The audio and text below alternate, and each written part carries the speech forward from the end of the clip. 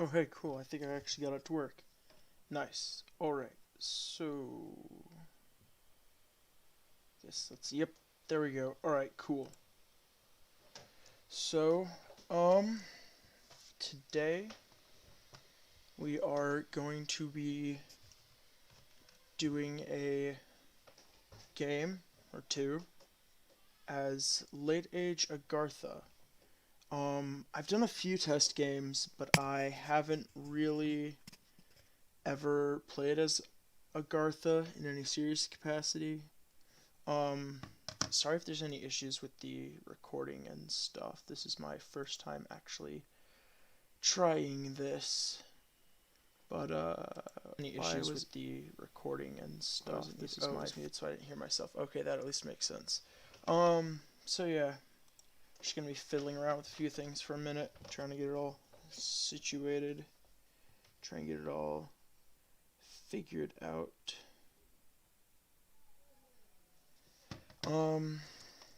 Yeah, we'll just do an overview of the nation first, and then we'll get into it. Late Age Agartha. They are late Agartha of the Kthonian dead. In the dark caverns under the roots of the earth, a strange kind of one-eyed humanoids once evolved, untouched by the sun. They became known to the humans as the Pale Ones. When humans first met these pale giants, it was in war, with the destruction of the false god of the Pale Ones. An ancient seal was broken, and vast powers of destruction were released. The Pale Ones were almost wiped out of existence, and humans could move down into the caverns of Agartha. Here they found fabulous riches and ancient secrets. The humans replaced the Pale Ones, and now all Agarthans are pale-skinned humans with large eyes. Everything left by the ancients became subject to worship in Agartha. At first, statues of the ancients were adored and animated by the golem crafters, but most of the statues were destroyed during the Great War, and new forms of worship have evolved. The mummified remains of the now extinct Pale Ones are worshipped and reanimated by necromancer priests. While the mummies of Pale Ones are sacred, the human dead are not treated with the same respect, used for menial tasks and warfare. The dead of Agartha now walk side by side with the living. Yeah. National features: race, humans with limited dark vision, mostly useless. It's like, what, 20? 50? That's better than I thought it was. Extra gold and resources in cave forts, that's very nice. Military light and heavy infantry, most of the heavy infantry. Steel crossbows, very advantageous. And cave drake knights. These guys are kind of odd. I've had great success with them in battles, only even small squads, or even in bigger battles, I should say. I only ever lose like one or two. But they just, they play a little funny with that, because when they die, they leave the cave drake. And the cave drake is undisciplined, but the knight, you can give orders to the knight, but once the knight dies, the cave drake is just a wild animal. So the bigger issue is just that it's a bit of extra micromanaging in that after every battle, you're gonna lose one or two or more, and you're gonna have to completely reorganize your army setup with them, or at least remove the cave drakes and put them in their own formation. Magic, earth, death, fire, some astral. I've only had like I've played a few short test games just to try out different blessings and see what's better. And astral's just really rare. What they don't say is you have pretty much guaranteed water with these guys. You can always break into that with gems, can craft items, can empower them to get to higher level stuff. So that's something that's not included. Earth is there, but it's a lot less important. The death, I would switch these two, because usually it's left to right in order of most important to least important. I would switch death with earth, because your necromancers, two death, two earth, not too bad. But if you luck out and you get a 3 death, 2 earth, then you can summon the Tomb Oracles, which is a unit we'll get into later on in the game, who can free spawn undead, and is also just a very good unit for the late age in general. Um, yeah, the main thing to note is just their units are all very heavily armored. The infantry is the average one, obviously. So they've got like the lighter one, basically just an independent troop, but with a sword and shield. However, they do have access to the entrance guard, who are very heavily armored and have this siege castle defense bonus, which is actually, that's really good compared to, say, like the standard infantry guy here, who it's at like literally a half. So huge jump there. But then also the gate lord, gonna be one of your main commanders, gets a 10 times bonus with a siege defense of 5.6. So that worked. Alrighty, I think I brought it back. Like I said, first time trying this, it's all really finicky. I'm gonna be playing with the stuff quite a bit, trying to get it all to work. I guess I'm just hoping this is gonna all work in general so far. But who knows? Who knows? Who really knows? Yeah. Another thing fun to note is the sappers. They get a siege bonus, which you'll notice takes their siege strength up to ridiculously high compared to the standard infantrymen. Very, very good. They're not good at fighting, though, so I would genuinely just have these guys sit in the back, not do anything. The most they could do is, I guess, the fire bottles are AoE, basically just so because anything size like 3 or lower, you can fit at least 2 in a square. I think like size 2 it's 3 in a square, size 3 it's 2 in a square, size 4 is one unit per square in this game. And so the AoE is just area of effect 1, so it'll hit 1 square, so it will hit everyone in that square, which I guess it's not too bad, but it's just too short range. And I mean, like, the armor isn't bad, the damage with the pickaxe is good, I guess, but they're too expensive. 31 recruitment points, 18 resources, 20 gold. Way too expensive to be using these guys as, like, cannon fodder. That's what the entrance guard and, more importantly, the infantry and heavy infantry variants are for. They still crossbows. It's just a regular crossbow, but I think it does a higher damage, I believe. Otherwise, I don't know why they would give it its own name. Agarthans, I mean, because they all have that. These guys are all very good. The heavy armored the fully armored versions here, I think, are almost unnecessarily armored. 27 resources is a lot, especially when you can do these guys at 19, a full 8 less, and just really crank them out. Nonetheless, these really lightly armored ones at 11, but they do die quickly, so. But I've never had bad luck keeping these guys alive. And I guess once you get this commander, the Reanimator, nifty little thing about him is, first off, you can get 1.5 of these guys a turn, I think is what the math would be. So you can train 1 a turn, and then every other turn you can train 2 at once if you have it queued up. They have resource bonus 10, so they will increase the amount of resources a fort has infinitely. And, you know, they're not half bad death mages. I mean, death 2, you know, you can always just scaly spam quite efficiently with that. The sacred unit that you can train is the blind fighter. It's just an entrance guard, but they're sacred. The blind helmet, I guess, does change something. It gives them more head protection. But, you know, frankly, I don't really think it matters very much. They're kind of neat, though, I guess, because they also have the spirit sight, so they can see invisible units. They have no penalty to darkness. Downside, magic being only commanders with magic leadership, so the blind lord can lead them. I think these guys also have it, but these guys, only 15, I guess. These guys can't give formations, so way less useful. The main thing is you're just going to be sticking them on blind lords, which, alright, I guess thematically that does, you know, it's fitting. You know, I always wondered how that, I mean, I know it says right there supernatural means, but I always wondered how they communicate, because I get the whole thing is it's their humans that are, like, turning into, like, the goblins from Moria. They're adapting to the dark, paler skin, bigger eyes, and all that. And there is actually in this team a race of pseudo Aztec bat people who are they're just short buff humans with bat eyes and bat wing or bat heads and bat wings coming out of their shoulders. And they also are blind, if I remember correctly, but they're bats. They have echolocation. These guys, the blind helm, that's just a solid piece of metal, wrapped around their skull. They obviously can't echolocate, so it's genuinely just like a sixth sense, like they're just like hearing you or something. But even then, again, full plate helm. I don't know if you guys have ever worn a like actual like metal one of those recreation night helmets. Yeah, even the lighter the not as obtrusive ones are hard as hell to hear in. But yeah. That's about it as far as the nation goes. You get the Tomb of the Oracles, 2 death gems, 1 earth, 1 fire, just an extra flat 50 resources.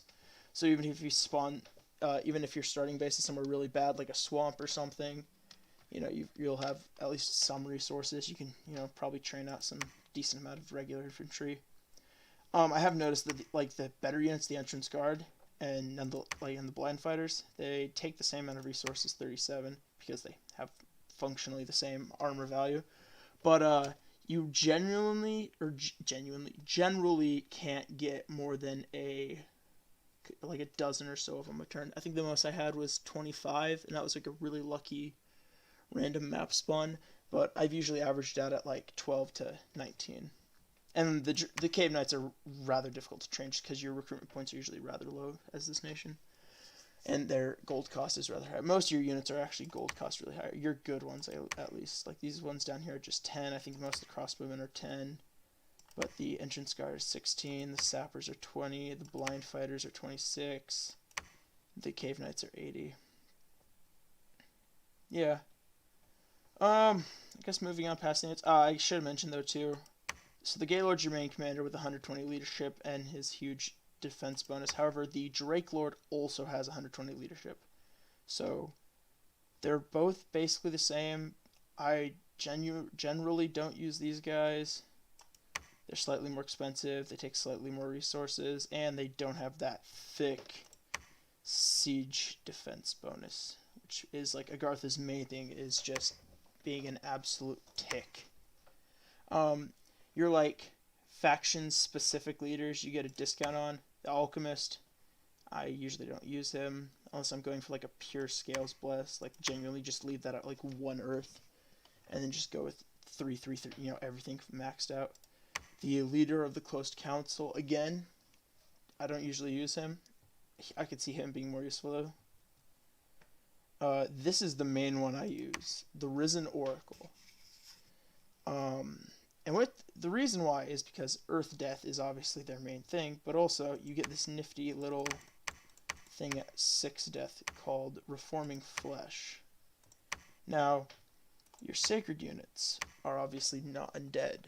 They're magical beings, but they're not undead.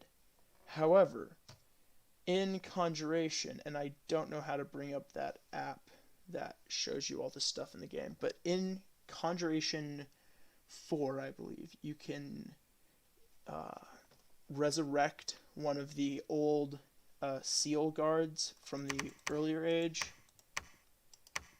See, there's no way to show you from here, but I guess I could go way back. You can resurrect one of these guys, an undead version of this, and they are still sacred. And everything else, obviously all their stats are changed a little bit to represent their undeadness and the fact they've been dead for, thousands of years and all that. But, yeah, they are really good. From my recall, their HP is about the same. Their sizes, they're still size 4, although there's a size 3 or 2 version.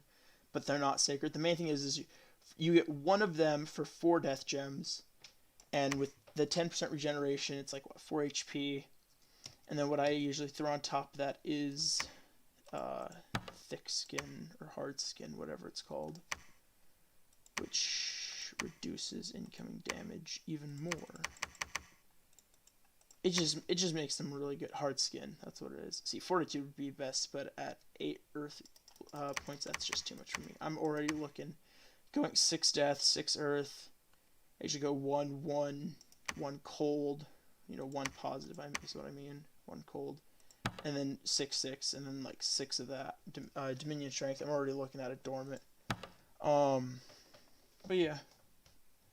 The last one to mention, Ageless Loam is also unique to Agartha. Agartha is the only team that gets the Ageless Loam as far as I know.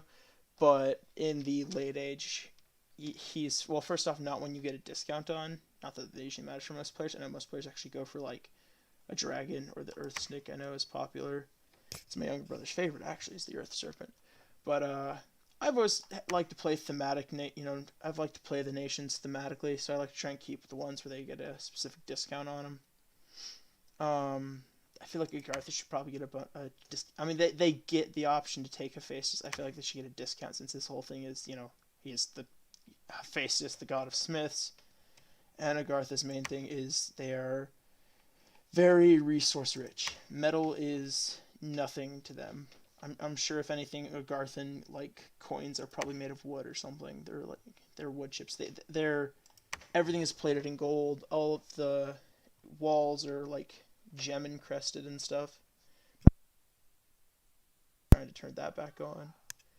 I had this thing plugged in for an hour beforehand, so I have no idea why it's doing that. But oh well, we're just gonna roll with it and hope that that doesn't affect things too much. Because I will admit I will be a little embarrassed at that then. But anyway, yeah. So we're actually gonna get into a game now. I'm gonna start one up. I made this video, or I'm making this video at the request. Well, more like I just saw a comment about it, and so I decided we're just gonna go with a random map. Just generic setup for everything. L.A. Agartha.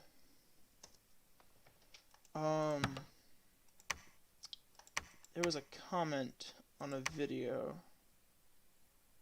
One of either Perun, if I remember correctly, it was one of his more recent ones. The late age Niflheim or something like that. But there was a guy talking about how there was not enough late age Agartha content. And I was like, well, hey, I want to start up doing this, so I shall attempt to do some justice to the Dominions community. I have played a shit ton of hours, but that's all in single player. And you'll probably come to notice by the fact that I'm first off going to be leaving my AI on normal. Sorry, Lucid. I know you've recently done Impossible AI live stream recently because I was at work when you started doing that, and I was very sad because obviously I can't watch it while I'm working. But is one of my favorite nations, and also I was like, no, why? But yeah, we're gonna go with like what I was talking about: hard skin, reforming flesh, dormant, because it's gonna take me a minute to research to Conjuration 4 anyway. And 1 cold, 1 productivity, 1 order, 6 dominion. I don't actually know why I go. I don't think I actually need to go this high with this build, because I'm not actually gonna be training a lot of blind fighters. I'm gonna be training mostly, or I'm using this for the. See if I can't like juice that. I could probably get it into 1. Yeah, 1 extra point, but I don't know if that's actually worth it or not. I guess we'll try it out. I'm just gonna live stream this game for a while anyway. So, by the way, I hope it's 11:55. It's almost the 26th. I hope everyone had a good Christmas day. I hope everyone, had fun with your family, opened presents. I did, so that was cool. But yeah, we're gonna go right in. We're gonna name you Pebbles and Bam Bam, even though I am too young to have watched the Flintstones. We're gonna leave that all generic. Turn renaming on. Turn storyline on, or story events. Just leave everything else generic. Just play a really default game, basically. 4 medium difficulty or normal difficulty AI, random map. The only thing really set in stone is the nation I'm playing as. And then randomly generating map, always takes a while. Domains is actually quite famous as far as I know about that.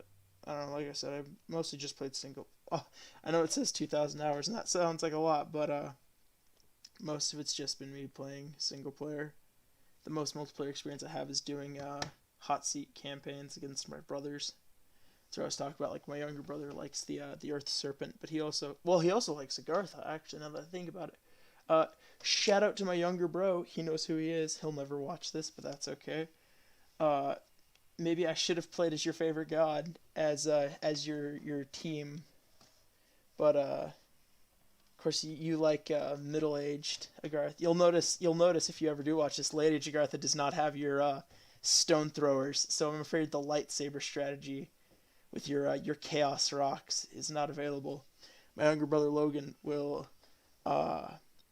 he'll play as middle or early age Agartha in those games, and they have the sacred stone throwers, or they're not even they're boulder throwers, because they do like AOE, or maybe they just do really high damage. I can't remember which, but the boulder throwers are sacred, so you can put weapon enchantments on the boulders, because it's just any non-natural ranged weapon. So the dragon's breath, you can't have flaming weapons and then dragon's breath and then have your god doing like double fire or something. But what you can do is enchant the boulders. So, flaming weapons, solar weapons, poison weapons, unholy weapons, death weapons. But he usually doesn't do very high death. Although he does always do death, because like I said, that's how you get, poison weapons is nature magic with the death scale. Either way. But yeah, of course, he also usually plays as the Earth Serpent, so I don't know how... Oh, the cat just came into my room. I don't know how well that would actually... it's not very meta strategy or loadout or whatever with this pretender god, but it's what he does. Oh, hey, we're in. Nice. So yes, in the beginning there was chaos. Out of chaos rose worlds populated with multitudes of beings. Wars were fought, kings and emperors rose and fell, and civilizations were built and crumbled as millennia passed. Gods, dark and strange, were worshipped in pagan temples. Still there was chaos. The gods fought amongst themselves, bringing even greater ruin to those who would serve them. At last there was one, a being of great power and enlightenment, who rose above his immortal peers and cast them out of the heavens into oblivion. From chaos came order, and with order came peace, and the creatures of the world flourished. The age of chaos had ended.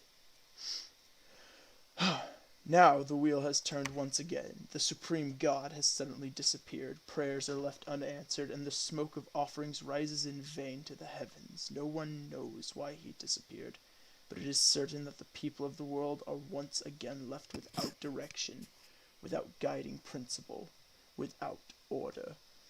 Now it is time for the beings of great power and ambition to try their strength. The thrones of the heavens are now standing empty, and only the strongest can rise to supremacy over all. Only the most powerful can ascend to take the place of he who came before. This is a time of great strife and suffering. This is a time of magic unequaled. This is the Ascension Wars. Or something like that. I don't know. I kind of messed that up there, didn't I? Anyways, yeah. Let's see how we start. Remember when I mentioned in case you got a really sucky spawn right on a swamp? It appears the God IRL disfavors me. This is fine. I mean, we also started with a throat in our cap circle, which is usually not the best, because I usually like to put forts on top of them to secure them. But if I put a fort from here, it'll take resources from those two territories, which are also places in my cap circle, which will lessen the total amount of resources I'll have here. But that is something for a later day. In the meantime, I'm going to set up my army orders. I never use the first guy. I usually play too slow, I feel. Because I always spend a few turns trying to get stuff set up.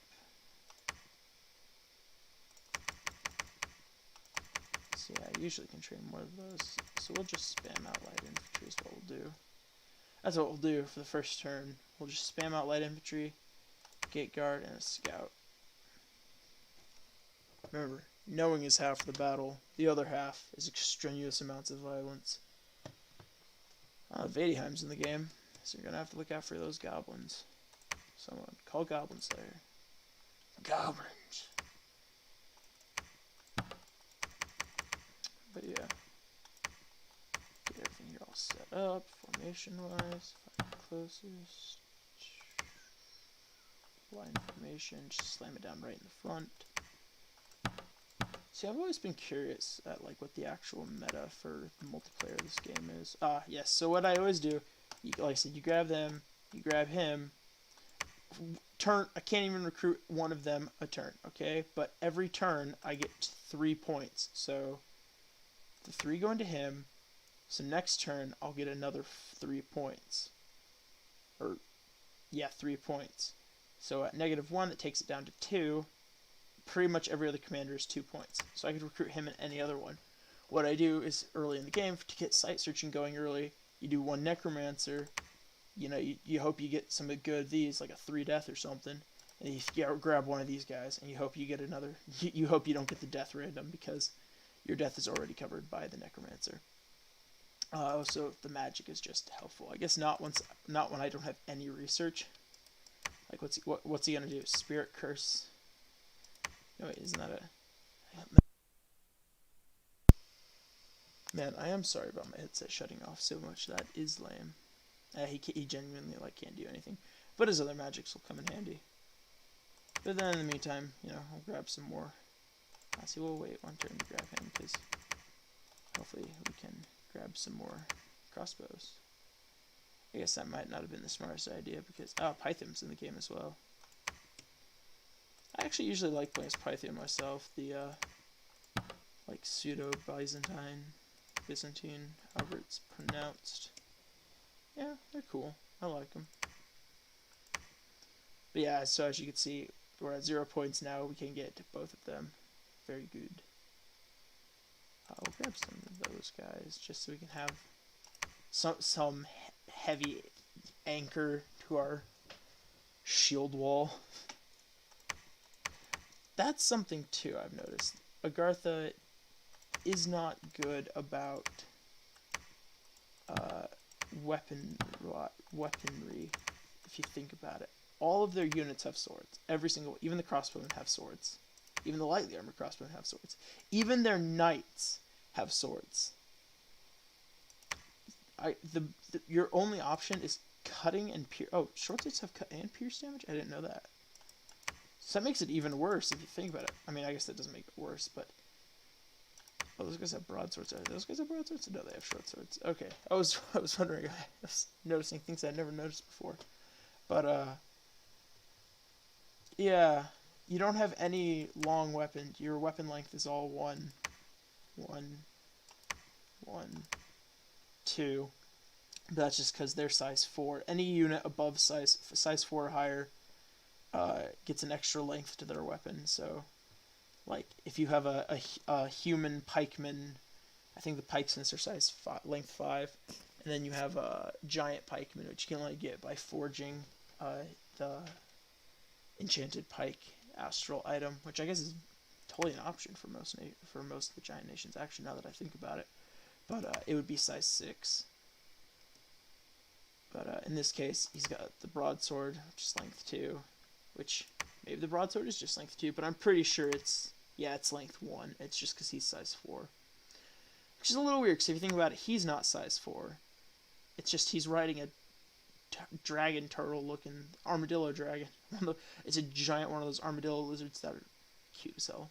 I love pretty much anything armadillo-like. That whole just, like, animal with built-in armor thing. I remember when I was a kid, I used to love ants, too. Yeah, we're going to start getting my recruitment, or my research core going. Probably start expanding next turn. See, and I think that's the thing, too. I do genuinely believe that I expand too slowly to ever, like, actually be meta. Because I know I've watched so many YouTubers play this game, and they all like they always talking about by like turn 10, they have like 30, 25, 30 tile empires, and I'll be on like turn 50 and I'll be just now taking my cap circle. So I know I'm way too slow. I've never had the pressure of like another like intelligent human player. But I try. I try not to suck. I know I'm not succeeding, but I'm trying. So that battle went well, I believe. I don't think I'll watch most of the battles, but maybe I will. See, I wonder how that sounds too, because I've never actually recorded a video. So I know like all the crossbows firing I without my headphones on, I always know all the crossbows firing at once. Sounds like garbage. Of course, the garbage sounds in the game are low. You know, the game isn't about the graphics or the sound quality or anything like that. It's about the math of it, the grand scale of it all. An event happened in the territory you took. Eventual curse cursed land. Misfortune 3 and 7 units are cursed. Well, okay, that's not the best, but it could have been worse. Yeah, it wasn't. It was Herman. That's fine. Herman wasn't it. Herman's not as important as Roderick. Roderick the Gate Lord. It's kind of cool. Yeah, we're gonna start a research conjuration. It's the Sepulchral or whatever. These guys, the Seal Guards, they are very good. You also get these umbrals and the penumbrals. Penumbral. They're like I forget what it says the ones that died when the breaking of the seal, but I know in the early age, the lore is they are the souls of the pale ones that were sacrificed to make the seal in the first place. There's like a whole big deal with the seal in the early age and stuff. And here's at tier 6, here's that Tomb Oracle who's really good. It's probably your best priest. Probably your best prophet chassis too. Just because they have that reanimator thing. So throw down, 15 defense. Oh wow, it's got a horse veil. Well, that's kind of neat. I don't think I've seen this before. Oh, they're very fast. That'd be useful to try and... Except, of course, the resources here aren't the best. I was going to say, it might be a neat thing to try and recruit some of them, but now I'm like, it's probably not much of an option. Oh, and we found quicksand. Nice. I love how quicksand in Dominions is magic. You can... Oh! Okay, they're just stuck. Okay, well that was dumb of me. I should have paid more attention to the map. There is, in fact, a river there. Goddamn. Oh well. We're just gonna be really slow. Let's keep working on that anchor. See, I think that's what you should do with Agartha. Maybe you have like anchors of the good guys, and then either masses of the average guys or like swarms of the completely average guys. I guess these guys are slightly above average just because they have kite shields. I don't think I can recruit independents from here, no. These guys are what I'm comparing them to.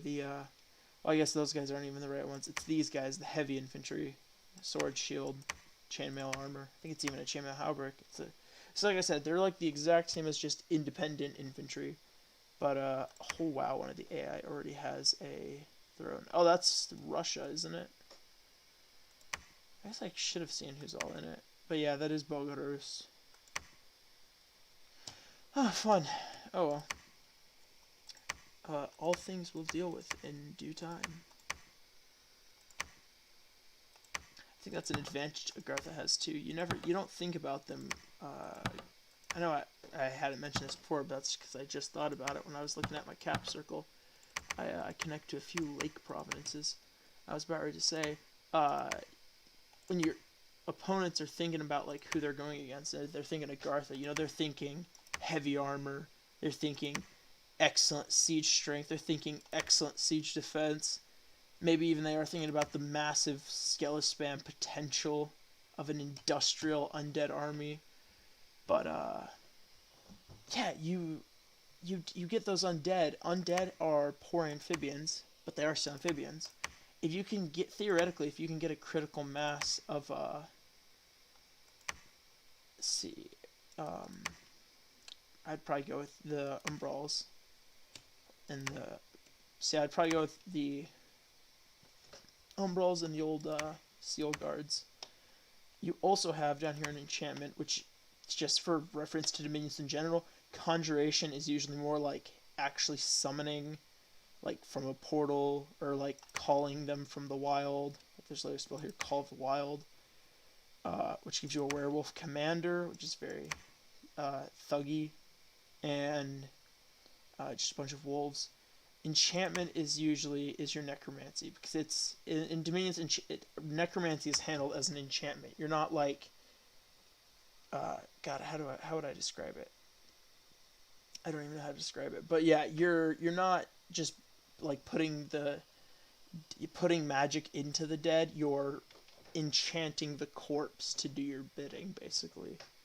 And that's where you get things like the Iron Corpse Reanimation, which is a unique undead to Agartha, as far as I know.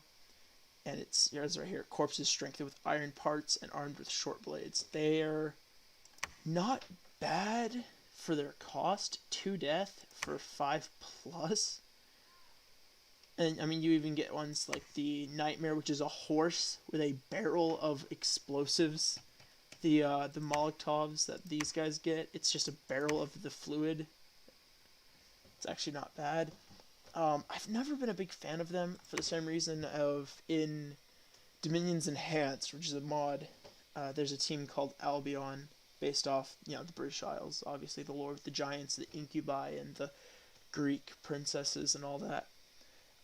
They get a unit, which is just the Wicker Man. Just picture that one movie, which is the name I can't remember.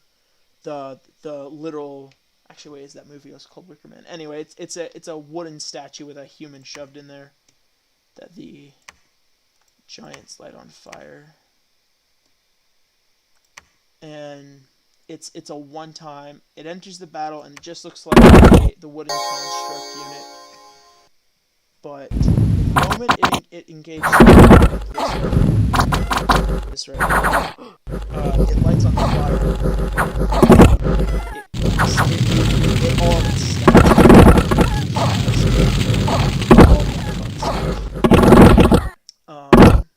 yeah. After the it's just destroyed. So you have it for a period, and then you don't have it, and you've literally burnt through all your gems that you spent. Because, I mean, it's that whole, okay, for 1 Nightmare, it's 2 fire, which I guess it doesn't even compare, really, because these guys take Earth. That's not as bad as I thought it was. I guess it's just the resource cost is so high. To get to level 5 research is like some thousands of research points I'll put into that. See, I always wondered how...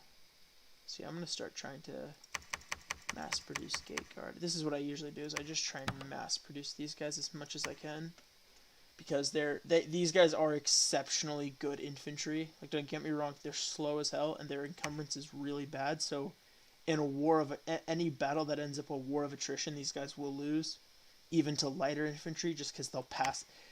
These guys genuinely will pass out after what, 10 to 12 turns or something, I guess, depending on how much actual like fighting they're doing, because it's only 3 per turn, but then it's 10 when they're actually fighting. But they will just genuinely pass out. Picture that old stereotype with like medieval knights, where it was like, oh yeah, they were so good, but if they fell on their back, they were dead because they couldn't get up. That's a myth, I should mention. I know this is my first video, and also I shouldn't believe anyone to have expectations about me, but I'm actually studying to be a history major, and yeah, that is a complete myth. Knights were totally capable of doing full-on gymnastics and stuff. They were those suits of armor weigh like 60 pounds at most, if I remember correctly, and that's distributed over your entire body. So just grab your mom's 2-pound weight she uses when she's on her treadmill, buy 20 of them, and duct tape that to your wrist, elbow, shoulder, hips, knees, and toes, etc., etc., and that's it. It's not that bad.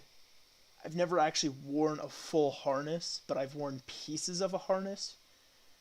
Um, yeah, it's not that bad. I'm not very physically built in any way, and I could fully move and articulate in bits of harness. So, yeah. But anyway, but it will be like that with these guys in combat because they will just genuinely pass out from fatigue, and any sort of peasant with a sharpened stick will trounce them. Your only hope would be just that their armor's too thick for the enemy to do any damage, because this is still a video game. They can't just like literally, ooh, hey, we got a unique guy. Eckhart von Kolbrun, the master of alchemical secrets. Eckhart was born in Kolbrun, one of the deeper reaches of Agartha. His father was an influential servant of the oracles, which is funny because that's actually one of the lower tier hero units. He followed in his father's footsteps and became, oh holy shit, this is gonna be fun,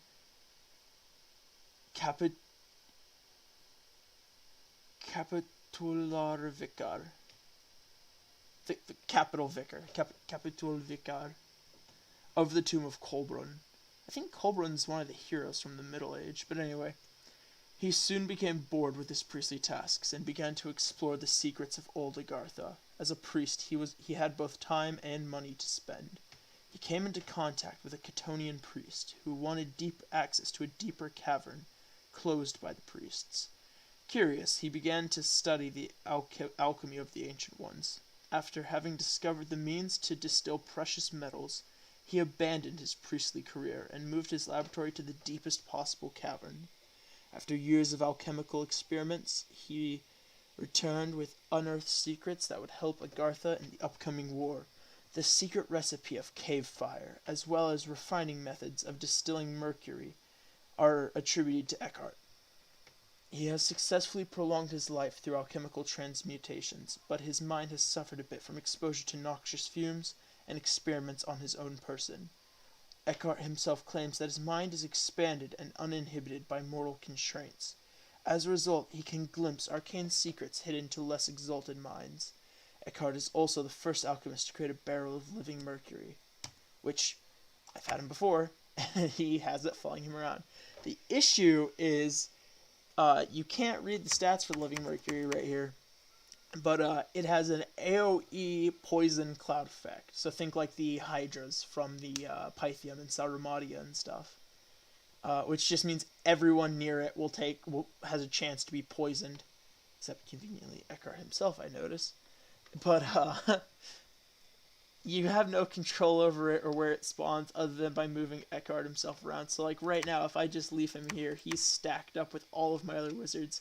So his living mercury will spawn in the cluster of all of my wizards and will poison all of them. So I was doing a testing game the other day, and I got attacked in my capital, and I couldn't break the siege. I was doing very badly in that game. I was doing my little final stand that everyone loves doing, and I probably could have won the battle if it wasn't for the living mercury poisoning all of my reanimators. But yeah, I think a servant of the oracle. Oh no, that's an attendant of the dead. A servant of an oracle is the actual priest. I guess maybe I should have gone over that. The attendant of the dead is your low level priest, level 1, 1 death, 1 earth, which is actually still really good overall, like compared to other nations. Having 1 earth, 1 death, 1 priest, it's not half bad. Servants of the oracles are 1 earth, 1 death, 2 priest, and they get a random either fire, earth, astral, or death. Your reanimators are always just 2 death, 1 earth.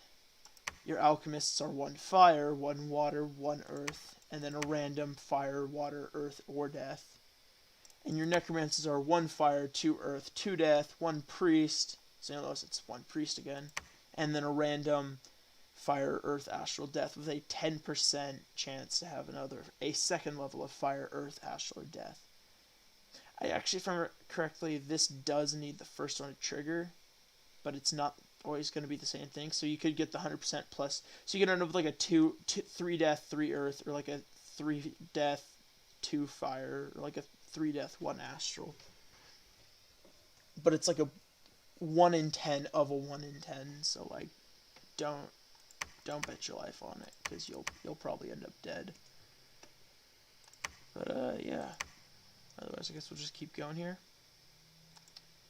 Man, I hope the one guy I'm making this video for, basically, looks up Late Age Agartha at some point.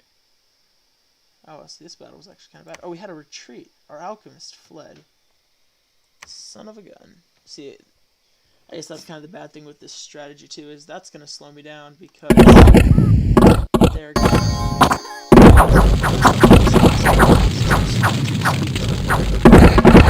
Like I said, it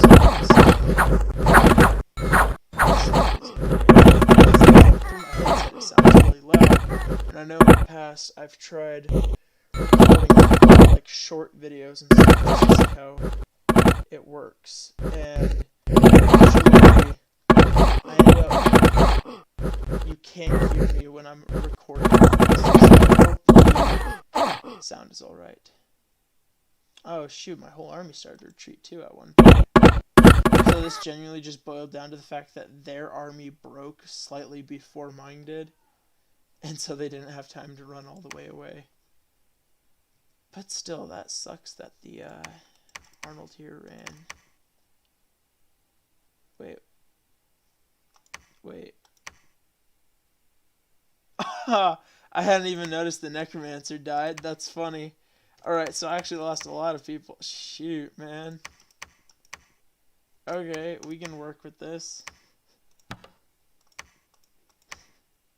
Alright, well that's going to really slow down site searching, but that's okay, because we're probably going to need to just train a new army anyway. I like how Herman, my cursed guy, is also the one that got the heroic ability. Oh, and it's Valor too, which is actually a really good one. But why couldn't it have been Roderick? For those who don't know, the hero, or the traits thing is from this Hall of Fame. In every game there can be 10 is the generic. It's adjustable by the player, but I always leave it generic with 10 because I feel like top 10 hero in the world is fair. But the top 10 hero characters in the game, including mercenaries, which I've always felt is stupid. I feel like mercenaries shouldn't be applicable for heroic traits, because that means that pretty much constantly 5 out of 10 of these is mercenaries. But you get these heroic traits. Like here, it'll tell you stories are being told about Herman, the cave captain, and his valor. I don't actually know how it works. I think it's excuse me, it's semi-random. But yeah. It's just a sign. It gives him this unique ability, which Valor, all troops commanded by this hero will be less likely to break in combat, which that just equates to he gets inspirational. But the longer he lives and the more XP he has, if I remember correctly, is the better it'll get. Also, it increases the number he can lead, since normally cave captains can't lead more than like 80 guys, and now he's at 129. But yeah, still. Sucks that I lost my Necromancer and my one guy ran away. Oh, hey, first contact's been made with Vadheim down there in the Misty Forest. How neat. How fun.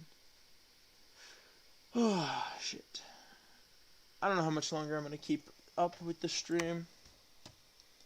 It's my first one. This is mostly just a test. This is my first actual video I'm uploading too. So far, I think it's working out alright. At least I hope.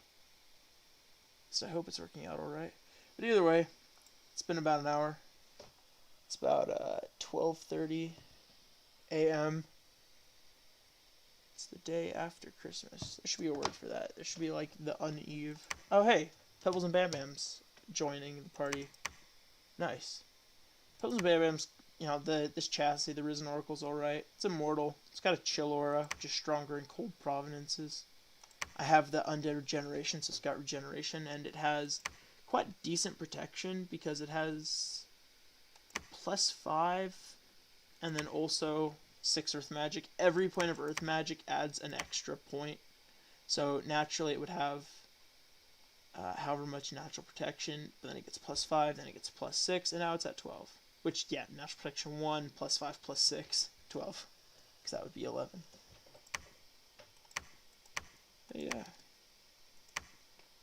That's not what I meant to do. Oh, hey, but we can already summon some of the low tier guys. So I guess we really need some fun stuff on the battlefield. We've got that as an option. I usually don't like... I don't even like wasting death gems on the lower tier ones. It's really just once you get a decent amount of the Risen Oracle, or the Tomb Oracles, you can start getting a decent amount of the Sepulchres. And once you start getting a decent amount of the Sepulchres, it's actually kind of OP. Like, you can genuinely handle with the 10% regeneration and that little extra protection. Nonetheless, once you get I believe it's an alteration, but it's like way down at the bottom. Yeah, Army of Gold, Army of Lead, which boosts it up even more, the natural protection. Pretty unstoppable. I mean, you combine decent HP. I know you can't see on him, but they look like this, but in armor and with glaives instead. Like I said, that one that I showed you at the beginning of the video, but undead. They also have the chill aura. They don't have the immortality, sadly. I don't think they have the fear either. But they'll have the regeneration. They'll have good, and they'll have actual armor, so their protection will be even higher naturally. They have 40 to 50 HP, if I remember correctly. They're just a decent, and then, like I said, at 10% regeneration, that's 4 or 5 HP a turn, which is decent. I know, like, this sword say they do, like, 16 damage, but, like, they don't really do 16 damage. If all the weapons in this game did the damage it said, I mean, okay, this is an old man. He's got, like, he's got 9 strength, which means he's actually a really jacked old man. I mean, he's not. It means he's below average. So he's not, like, super... Average is 10. Better humans are 11. And then I think I have the most strength... I once made a character playing as Hinam. I made a super combatant, and the whole gimmick was just he was so strong. He was a giant killer. He was a giant killer. A size 6 giant killer. Everything about that, from the blessing to his equipment, was designed to increase strength. And he ended up having, like, what was it, 48 strength? And I think there was a way I could make it, like, 50, but then he would, like, because he had the Girdle of Might, but then he would lose that reinvigoration, and I didn't want to risk him passing out in the middle of battle, because he was also wearing... can't remember the armor, but it also increased strength. I think I had Dominion's Enhanced, so I had that the Earth Strength armor or whatever, where it gives you like Strength 4, Reinvigoration 2 or something. See, side search, but there's nothing there. But it doesn't matter because he was really low tier anyway. Oh hey, Roderick did get a thing. What's his? Iron Will, which is increased magic resistance. Not bad. It's not good. I would rather switch those because I don't care if he dies, but also he's not leading any unit. Obviously, this doesn't help lead units. So that's the thing, he's not leading any units. But Roderick is leading the units. Which, would they even be any better if I gave them to Herman? +2? No, they wouldn't. So his like divinely enhanced leadership value is only slightly on par. It's actually slightly worse because Roderick can lead more men by just a smidge. Oh well, you know. when God gives you a helping hand, but you're still only slightly below. You're slightly on par. Big rip to our main man Herman. But round of applause for Gigatrad Roderick. Yeah. See, I am really curious on how the actual recording is gonna turn out. See, I think I'm just nervous about it because it's my first time doing this. Because, like, on one hand, I really care, and on the other hand, I really don't care. Because I'm just doing this for fun mostly. I'm not expecting to actually get any views. I'm not expecting to actually like have anyone care about the channel or anything other than myself. It's just I put a lot of hours into these games, and nothing comes of it. So I was like, oh hey, why not actually make something from it, If even one person watches my videos, I'll be happy. And that includes people I know. So like, hey, if you're watching this in the future, you know who you are. You've also got a YouTube channel. Yeah. Congrats.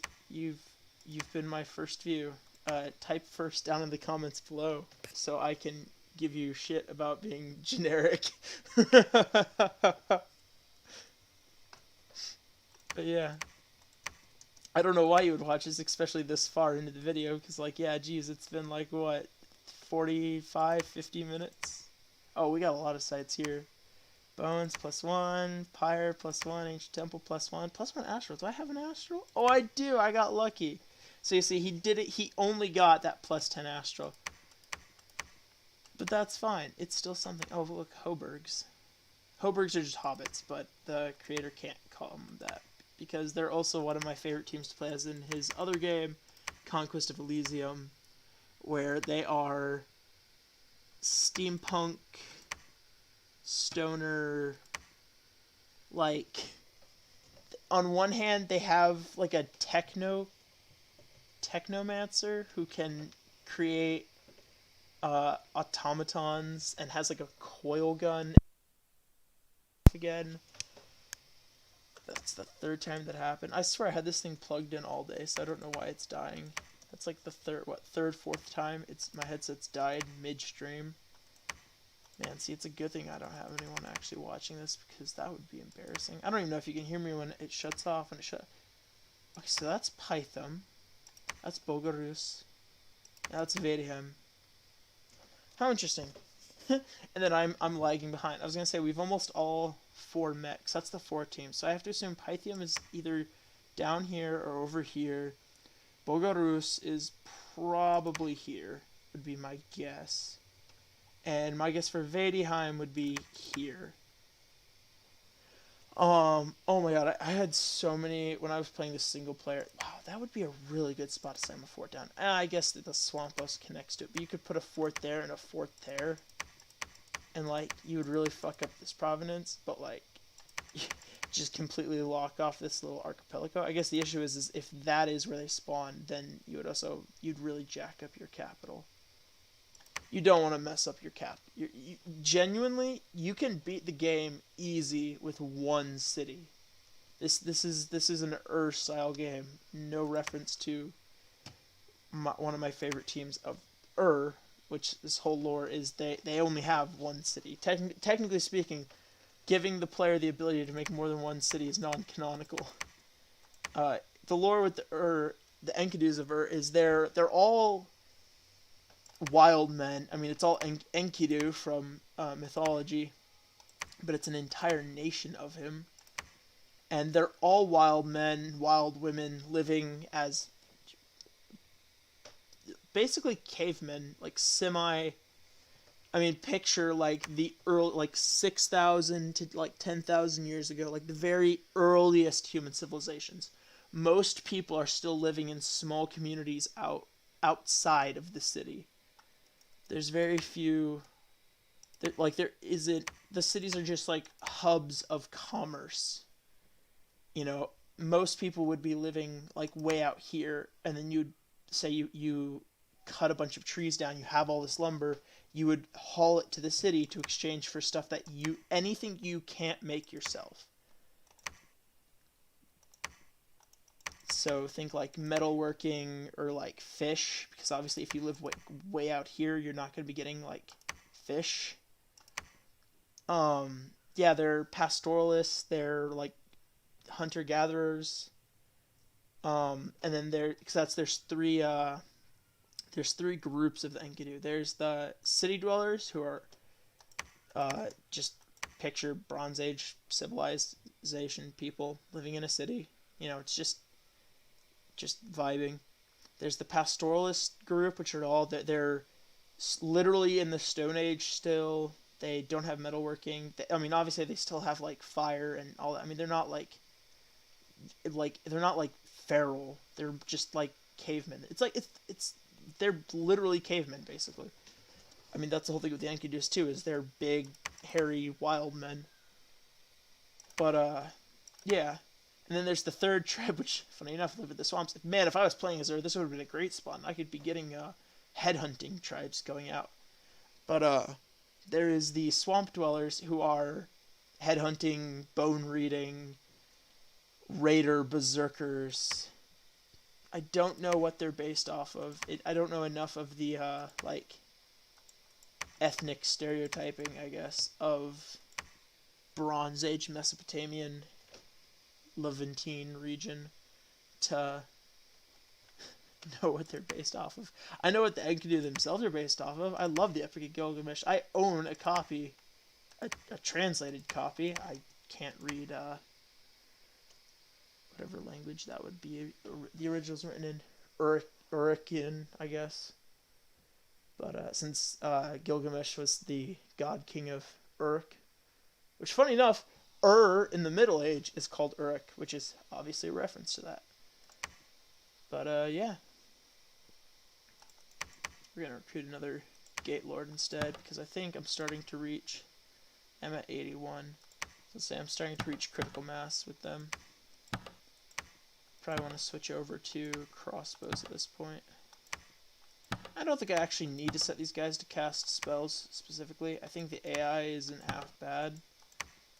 Don't get me wrong, it's done some dumb stuff. I once watched my brother.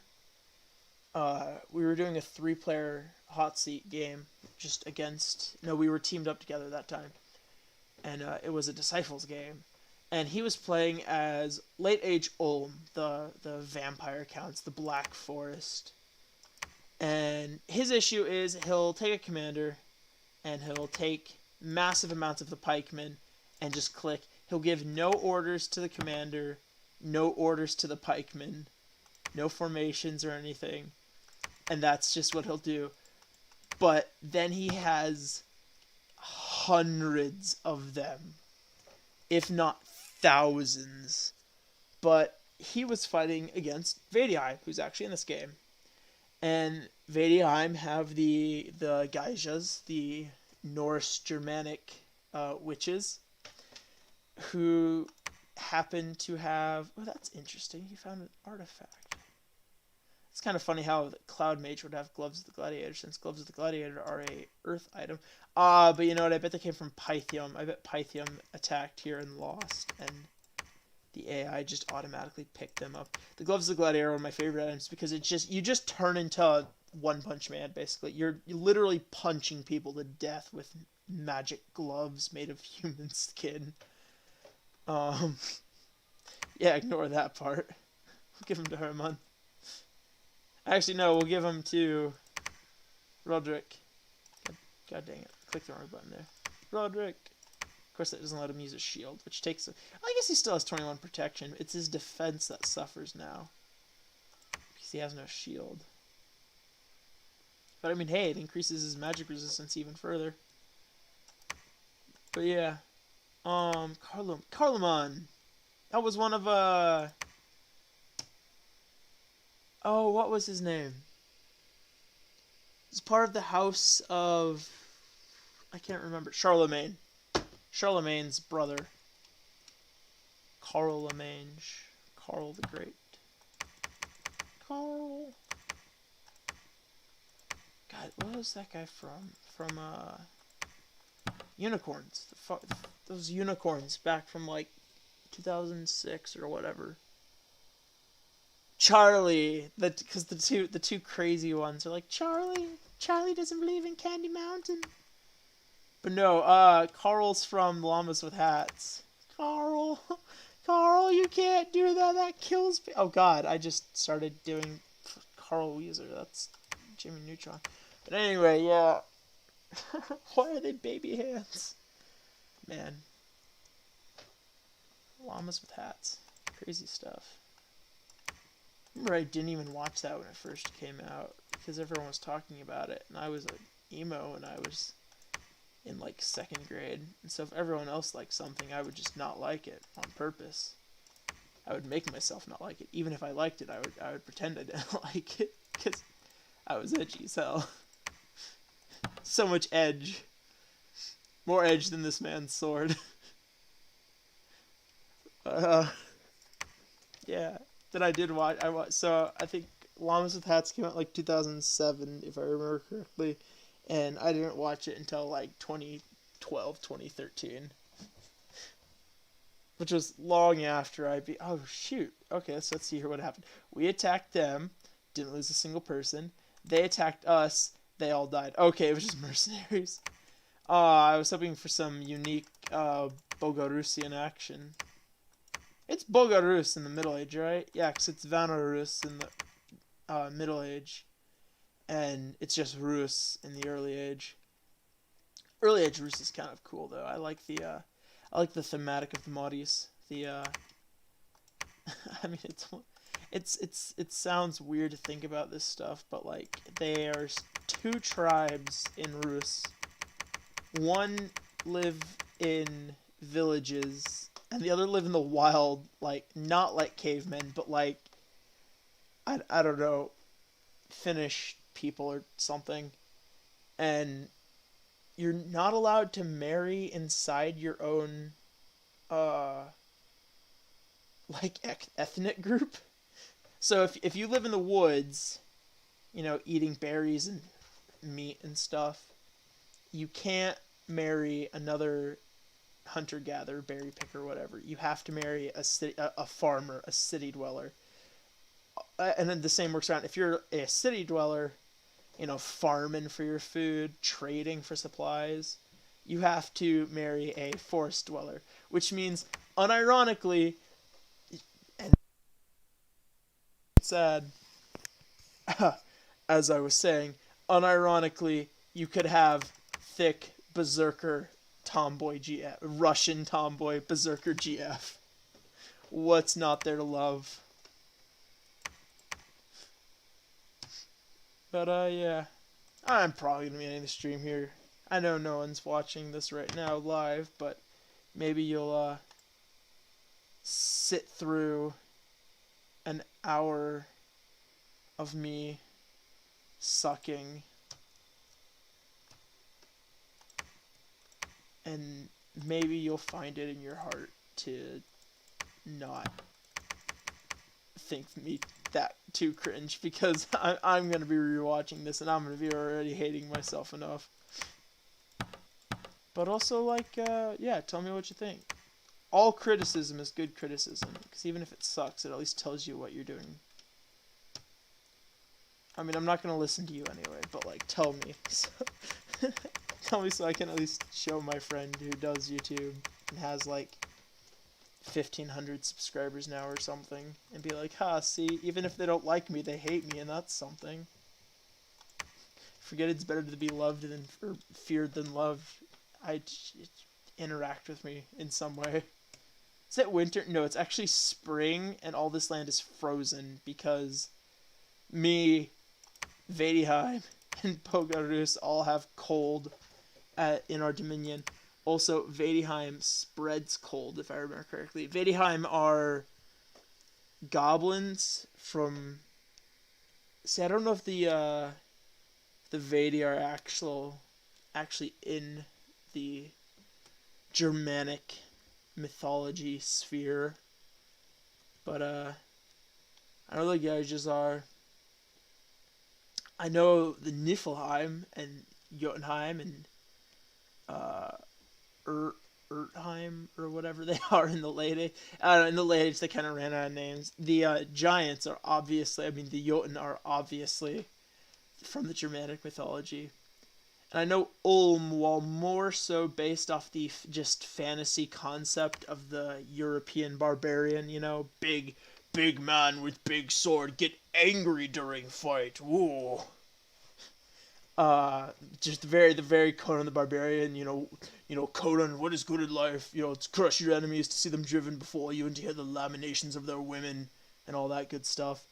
But they are also loosely based off of the Germanic tribes, Tacitus's book of the Germania, and all that. They have the shield maidens, and one of their pretender gods is the Tiwaz of war, which Tiwaz was, or I guess to be Tivaz, but the Tiwaz is Tyr, and I think they get Odin and stuff. They get the Imrisul, which I think actually they also get a site over here called like the Imrisul.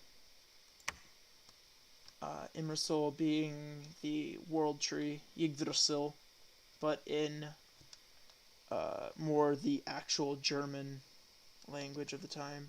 Because of course, even though they're basically the same ethnically, culturally, etc., etc., there is some differences between the just full-on Nordic stuff and just the vaguely Germanic stuff. Woden, Odin is Woden, Thor is Thor or whatever. Or no, Thor is Donar or something like that. Uh, yeah, Tyr is Tiwaz, or Tivaz, T-Wiz. I don't know. Gee whiz, Batman. I don't know. But, man, I should not record when I'm half asleep. That's something to know for future reference, because holy cow. But yeah. But I think, like, Heimdall is still Heimdall, Sif is still Sif, Loki is still Loki, all that fun stuff. Yggdrasil is Imrisil. Irmsul? Anyway, yeah. Oh, fun. I don't even know what I'm doing right now. I'm just staring at the screen, talking, half asleep. 1 a.m. It's on 12:45. Still. I think I'm gonna end the stream here, just because I'm half asleep. I'm wandering off. I'm losing focus with things. Now you all get to see all my personal information. Yay! No, I'm kidding. I don't think that's how it works anyway. Can I stop the stream here, or do I have to? No, I think I have to go to OBS here. Ah, yes, OBS. Love it. Lovely stuff here. I even opened up my video editing software, which is Lightworks, by the way.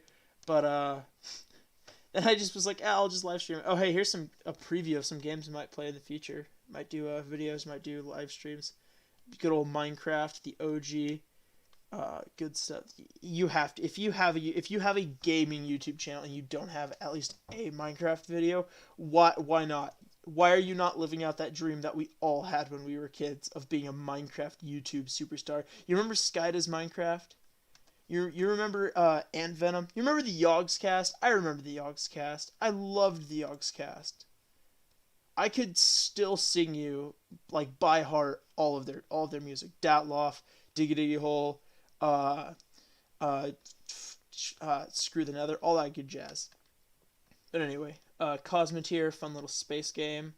Rome Remastered. I couldn't get the original one to record, but I'm still working on that.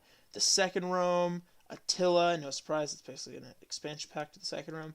The Hunter, which I definitely plan on streaming, because I feel like a walking simulator style game, like any sort of hunting game, is just optimum for this like live streaming format.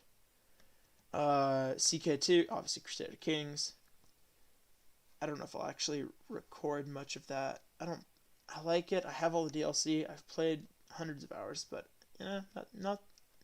not my forte. I mostly play it with my younger brothers because they like it. Robocraft, great MMO. Should definitely give it a try. A lot of people don't like it. A lot of the old bloods don't like it because it's new and different compared to how it was, 10 years ago. I definitely preferred it, and it's more like realistic, like simulation stuff. Like aircraft actually had to they had a like physics engine which caused a shit ton of lag and stuff, which is why they took it out, by the way. Because not everyone has, triple GTX or whatever desktop gaming PCs. I am genuinely right now on an Asus, gaming laptop, which is still not bad. It was $1,200. But, Yeah. Age of Mythology. I wanted to get Age of Oh, I did get Age of Empires 2 Definitive Edition installed. I love Age of Empires 2. I think was one of the first games I ever played. Civ, for future reference, Civ 3 was the first game I ever played, and that was on my grandpa's desktop back in 2003, 2004. Balloons TD6, Chaos Galaxy. That's a great game. Also, give that a try if you haven't. It's like, holy cow, that's great. And Oriental Empires. It's just Civ 5, but in specifically China, like Bronze Age. I don't think I spelled Oriental right already, but yeah, it's just Civ 5, but you can only play as China. It's like Bronze Age, Iron Age China. It's great fun though. I like it. It's got its own little charms and stuff. I think it's neat. I think it's fun.